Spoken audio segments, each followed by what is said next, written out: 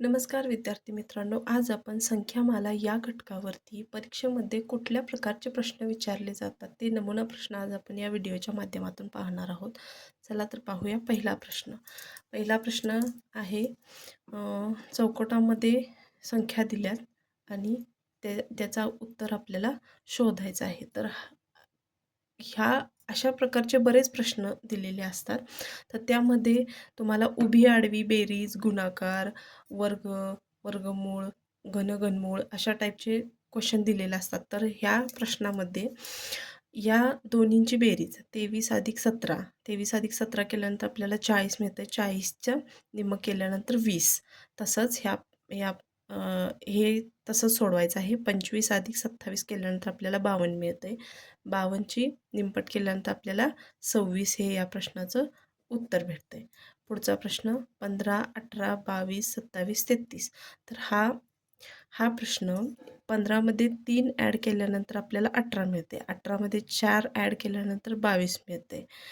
22मध्ये 5 add केल्यानंतर 27 मिळते. 27मध्ये 6 add केल्यानंतर 33 मिळते. तर 33मध्ये 7 ॲड केल्यानंतर आपल्याला 40 हे उत्तर भेटते. पुढं तिसरा प्रश्न 5, 10, 20, 40, 80. तर पुढचं उत्तर काय असेल ते काढायचं आहे. तर 5ची दुप्पट 10, 10ची 20, 20ची 40, 40ची 80. तर 80ची दुप्पट 160.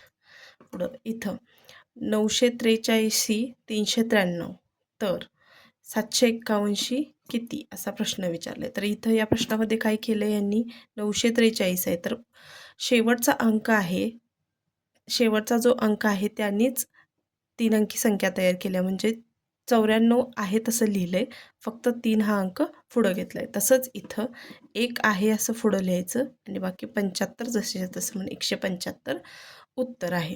पुढं 5, इथं एक मराठी अंक, एक इंग्लिश अंक असं दिलं आहे. तर त्यामधून पर्यायामधून तुम्हाला इथं पहिला जो अंक असेल तो मराठी आणि दुसरा असेल तो इंग्रजी असं उत्तर लिहायचं आहे.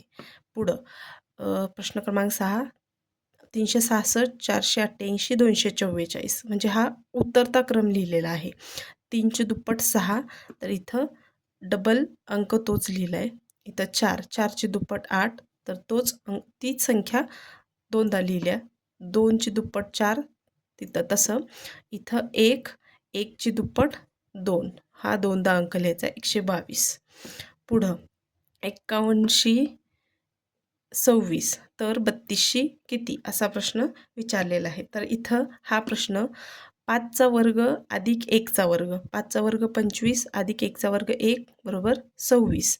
तर 32चा 3चा वर्ग अधिक 2चा वर्ग, 3चा वर्ग 9 अधिक 2चा वर्ग 4, 9 4 13 हे या प्रश्नाचं उत्तर आहे. पुढं प्रश्न क्रमांक 8, 5 30, 7 56, 4 20.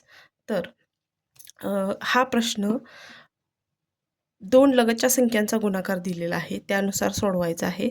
5 गुणिले 6 5, 5 गुणिले 6 30, 7 गुणिले 8 56, 4 गुणिले 5 20. तर पर्यायामधून तुम्हाला 2 लगतच्या संख्यांचा गुणाकार जो ऑप्शन बरोबर असेल ते तुम्हाला लिहायचं आहे. तर व्हिडिओ स्किप न करता माझा व्हिडिओ शेवटपर्यंत पहा आणि माझ्या चॅनलला सबस्क्राईब करा.